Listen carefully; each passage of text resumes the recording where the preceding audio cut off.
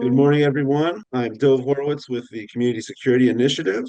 Welcome back to the second of the four-part series of the New York State Pre-Qualification Training Webinar Series, led by David Pollock, the one and only.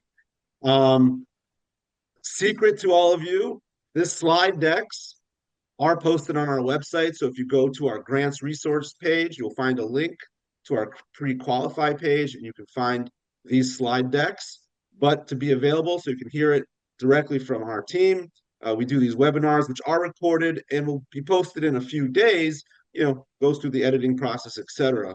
But welcome back. As you may know, and David will speak further, as he predicted, the New York State Hate Crimes Grant, Securing Communities Against Hate Crimes Grant, was opened, hence why we put together this accelerated 4-week program. Hopefully, those of you who are back with us were able to join us last week and got those pieces started. And today we'll turn into the next piece of the topic, a standalone piece on AG registration. And then we'll have 2 more sessions the next 2 weeks. Keep up with the cadence. The goal is that you can be pre-qualified so that you can apply for this grant funding. Worst case, for the next round of funding. But if you keep that pace with us, David designed it so that you could move along with these timelines and get to the finish line. But it's a lot of work. So unless you don't plan to move forward with it, you're here for fun, I guess. So let's dive in. And with that, I will turn it to David. Thank you. Any questions for today's material, please put in the chat. If it's on last week's or future weeks, we might hold off. But if it's related to today's, we'll make sure to try to address all questions. Thank you. David? Thank you, Dove. As Dove mentioned, the New York State grants are out. The link to the application package is on our website, www.csi.org, and go to the security grants page. And it is due July 8th. So if you guys keep up with the pace here, you will be pre-qualified, which is necessary. You cannot apply unless you're pre-qualified. So we're working on that. Take a look at what you're going to have to do in the future on our website, and let's go. So this is a how to pre-qualify, and this deals with the Charities Bureau. One has to be registered with the Charities Bureau in order to be pre-qualified. But the Charities Bureau is totally separate from the pre-qualification process. And you might ask, and I've asked too, why can't they share documents? Why am I asked to do the same thing? They'll say that's the way it is. They have no choice. The Attorney General demands things, and the budget department in the state demand things. The one hand does not and cannot share with the other. So first of all, what we're saying is that we're trying our best to give you quality information, but the government is the last word. And if you have a question, go to this website. When we sent out the invitation to today, we gave you homework from last week. And we hope you've done all of this homework. You filled out your registration form. You had it notarized. You downloaded and completed the substitute W-9. And you returned both forms by email to grantsmanagement@its.ny.gov.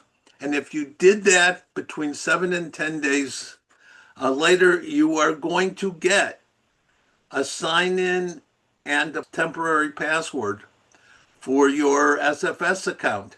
And next week, we're going to be asking you to use that. We're going to show you how to get into SFS and how to do all kinds of things with SFS that you will need to do. So please do your homework. If you're not keeping up with the homework, you're going to fall behind. That's the way it is. First of all, when you go to the Charities Bureau registration, the first thing I'm reminding everyone is please Remember to save regularly.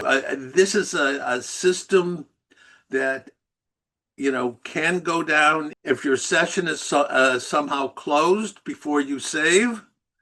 You can lose everything and have to do it again. So please remember to save every time you complete a page.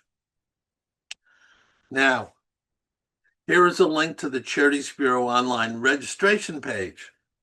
And it requires many of the same documents as SFS, and you're going to have to do it twice.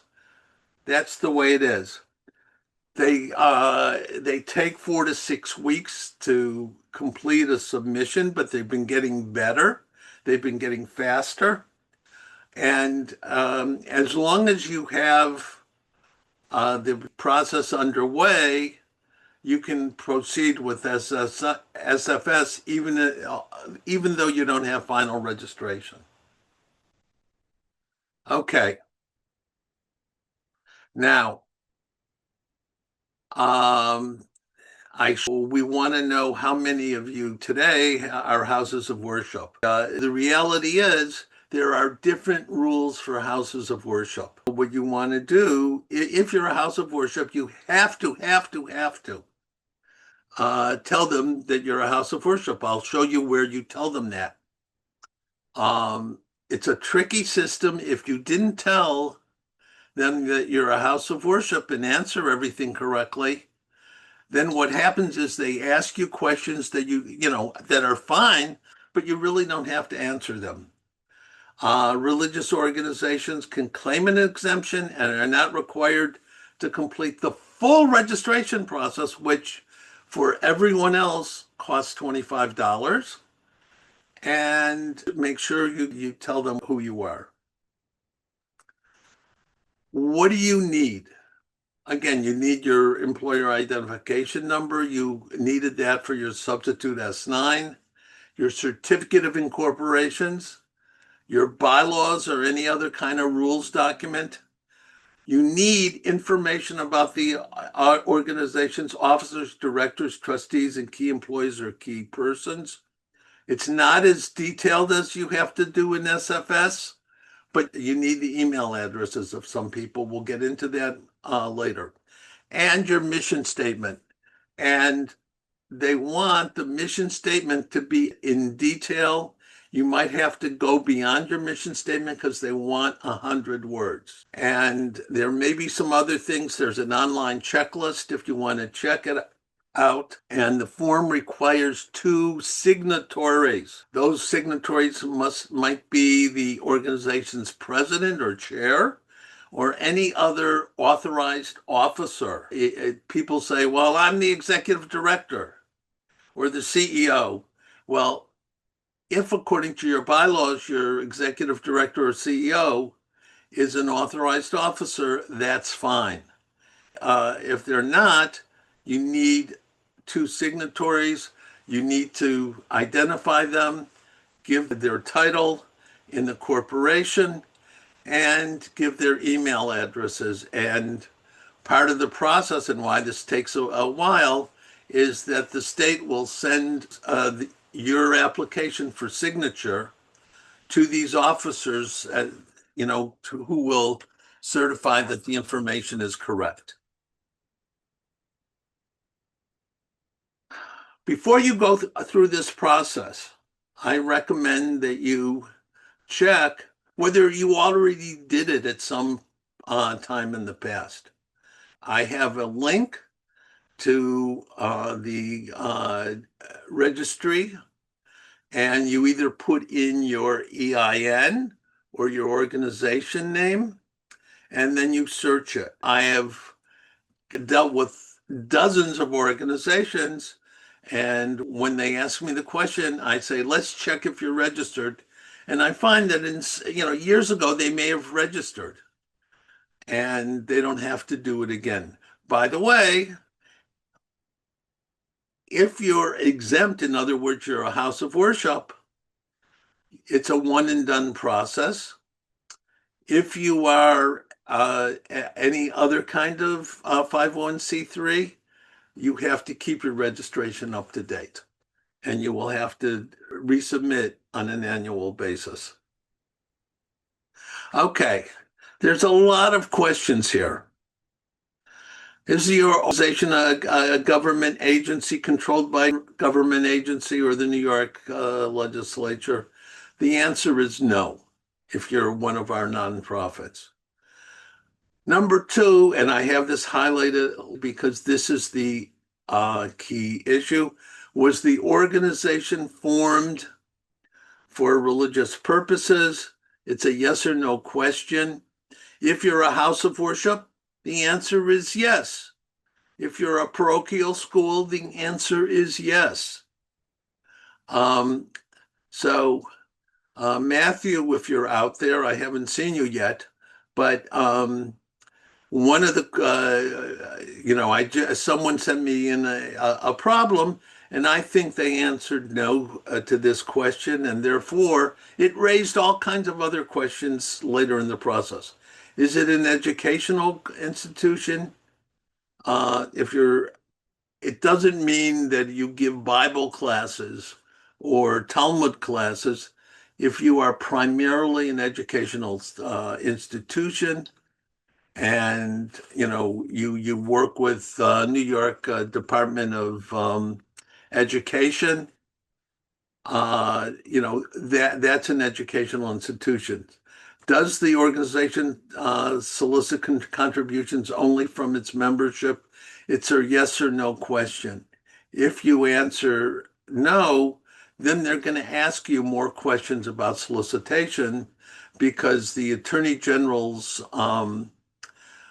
stake in this is that they are trying, one of their roles is to protect contributors. Is the organization a library? Is it a membership corporation? That's a question that will be answered by your certificate of incorporation, and your certificate of incorporation will say you were organized under the religious corporation law or the membership corporation law, the not-for-profit corporation law, and it will say that you're a membership corporation. I can't tell you which one to choose, but your certificate does tell you. Are you a veterans? Are you a police department? I don't know why I have that twice. Are you a law enforcement support group or a PTA? If you, again, I say this multiple times, if you answered yes, that you were religious, you were formed for religious purposes, a box will magically appear, and it gives you the option to register as an exempt organization, and you want to click on that and follow that process. Otherwise, you go through a longer process.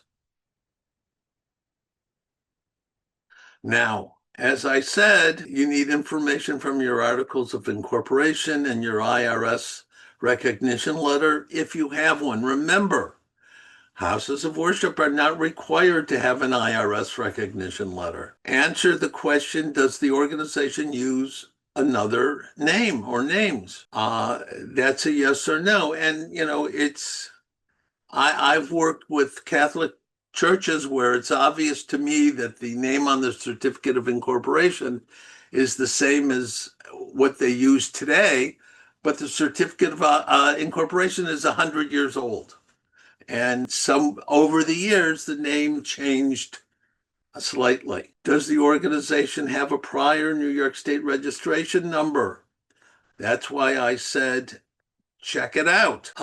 Do you have federal tax exemption status? Either you have a letter or you're a religious corporation. In both cases, the answer is yes.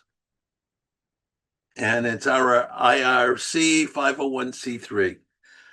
And describe the organization's charitable purposes. I gave you an example. A rule of thumb is it has to be at least 100 words. I don't know why they like that. And, those of us who write mission statements are looking to be concise. And especially if we use AI, it tries to make everything concise. They like you to be thorough. And has your organization applied for tax exempt status? When did it apply? Again and again, you don't have to apply. If you did, some houses of worship apply because it's good for them to have the recognition letter. That's fine. That's a yes, no. And if you have a determination letter, use the date on the letter. Okay, were you ever denied? Hopefully the answer is no. Has the organization ever had its tax exemption status revoked? Hopefully it's no. What kind of organization is it? Religious corporation. In what state was the organization incorporated or formed? That'll be obvious from your certificate. It, likely says formed under New York State religious corporation law. Fill in the date when the organization was incorporated or formed. And there's a calendar on the webpage, and you kind of have to click the right date. Now, do you have related organizations? Now, there are some organizations that were founded in Brooklyn, and they have related organizations, like a synagogue can have another synagogue in Lakewood and another in Muncie. So they use your corporate documents and not totally independent. That's a specific situation. In most cases, the answer is no. Okay. We're talking about officers, directors, trustees, key persons, key employees. They want to know first name, last name, title in your corporation, their email, their home address. I know that one of the people on today's call say, I don't want to give the government that information. Well, your rights to privacy diminish when people are applying for grants and are officers in charitable organizations that operate under the laws of New York State. So either they acquiesce to being listed, or you might not be eligible for the grant. There's a couple of no-nos. Have your organization been prohibited by a government agency or court from soliciting contributions? We know of many organizations, not too many, but more than I'd like, that have been found to abuse the process, and therefore they're banned. Have any of your officers, directors, etc., been prohibited? And have you entered into any agreement in connection with negative fundraising activity or misappropriation? Hopefully you can honestly say no to all of this. Now, we have a conflict of interest policy. You have to say yes. And here there's a sample conflict of interest policy. Download it, read it, have it passed at the board meeting. It basically says there have to be arm's length transactions between the corporation, the charitable corporation, and any of the officers or directors. So, you don't want the director to, a director to say, you have to buy goods from my store. That's a conflict of interest. And, check out the sample, adopt it. There's also a requirement for an annual form. The legislature passed this law. Everyone has to simply adopt it. This is a yes or no question, so just download it and you make it a yes answer. Answer yes or no to indicate if you have a whistleblower policy. Nonprofits with 20 or more employees or revenue in excess of $1 million must have one.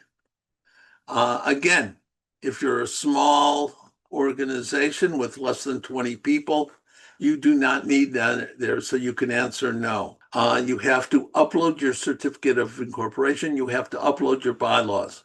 Now, it might seem efficient to you that you have one PDF that has both the certificate of and your bylaws, and you upload it, and you will get an answer back saying you got to separate these two documents and you have to upload those separately. It has to be PDF. If it's in a Word document, you have to change it into PDF.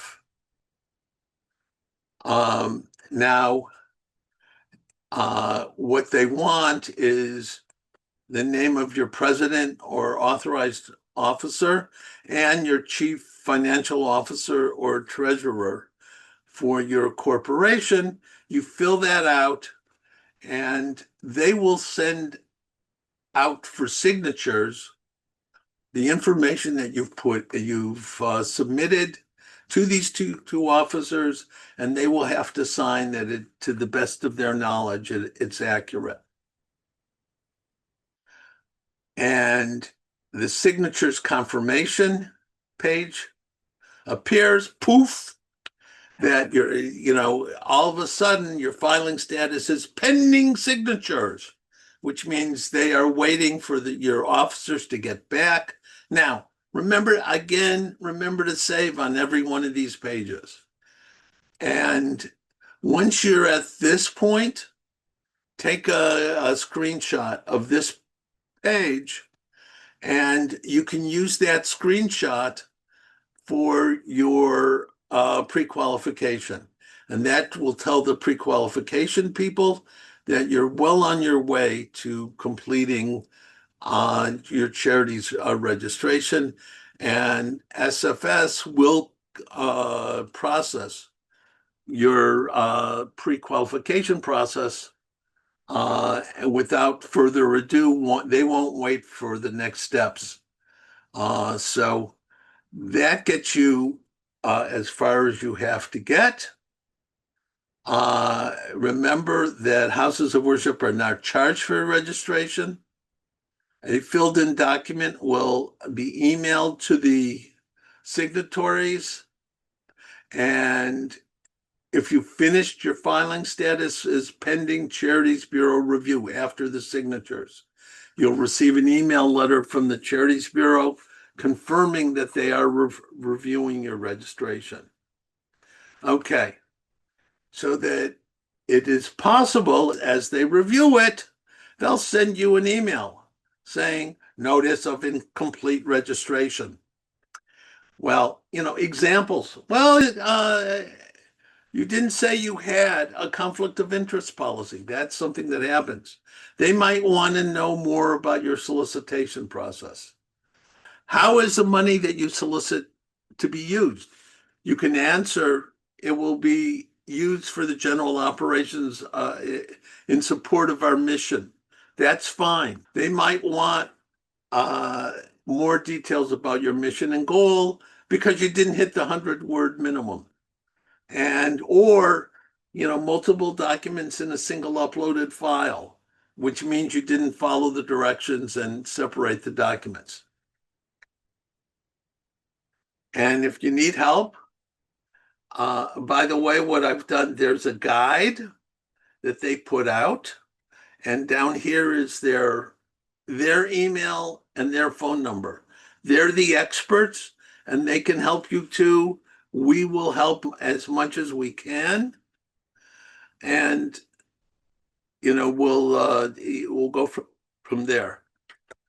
And now, Dov and Jamie, what kind of questions did people raise? Someone just asked David, where can they get the charity's registration link? But I know you posted it on our website, so I am sending that Yeah, link I mean, to. if you just, do this, um, there's at the Charities Bureau online registration page right here. And you click on that and you go to their page. Next question. What is the next step once you are pre-qualified? Let's hold off. Let's take questions on Charities Bureau and then we'll go on the next step. Because I want to focus on this process first. So if you're not a religious organization, what is the difference? What are the differences? They're going to ask you more details about your solicitation. They want to make sure that your solicitation is in furtherance of your mission, who you solicit, and things like that. And the difference will be that you have to fill out questions every year and you have to pay a fee. Next question. How does an organization become IR 501c3? We never applied for that status. Okay, let me again distinguish between religious corporations and non-religious corporations. If you are a religious corporation, a house of worship, then you are automatically determined to be 501c3 and you do not need a determination letter. If you are not a house of worship, I advise you to see a lawyer because this is a complicated process and it's not something weak, CSI. It's legal advice, and we're not in a position to give legal advice. So if you're a house of worship, you don't need to. If you are if you are not a house of worship and you're a food pantry, then give up on getting the grant by July 8th because you're only 501c3 organizations can apply for this grant. I believe that's it in regards to question. Okay, so now let's transition to the steps for the grant. Number one step, May 5th. You're on our mailing list, so you'll get a notice of this. On May 5th, we will talk in detail about what the next step for the grant is. But people should be pre-qualified. They should have an assessment or a self-assessment, and we will go into details on how to do those things. Dove, what did you want to say? Yeah, so big picture for any of these grants, whether it's the New York State Hate Crimes Grant or the federal NSGP, right? There's three core requirements in New York. Pre-qualification that we're going through over this 4-week series. You must be pre-qualified. An assessment and the actual application. On the May 5th webinar, not part of this 4-piece series, David's doing another webinar just on the Securing Communities Against Hate Crimes announcement on that grant and how to apply. I would advise to also read through their RFA. It's in the emails. We put a link to it on our website. I'd be familiar with the actual RFA so you're hearing it from their mouth. Obviously, David and our team will decipher it for you, but it's always best to hear that. They also will take questions. If there's questions that we don't know, we know the same RFA you do. It's worthwhile to submit your questions to them by that deadline, and you can ensure that these things are covered. Regarding assessments, our team is churning all year. Already the queue for most regions for assessment requests is pretty deep, and they might, depending on where you are, we might not be able to get to you for an assessment before the deadline if you aren't already in the queue or already don't have one. So if you are looking for assessment, I'd recommend going to our service request page. in requesting one. Again, it cannot be guaranteed. Some of our guys have dozens of requests. That's the reality. We do it, we put a lot of care and attention to these. It takes time and everything else that our team does. So I just don't want to mislead you that we can necessarily get to every assessment request. But those are the three pieces: pre-qualify, assessment, and the application. So, David, if I may, the last 2 weeks you talked about the overview to pre-qualify, submitting and registering for your SFS account. This week we talked about the Charities Bureau registration that is required to be registered, but a separate track.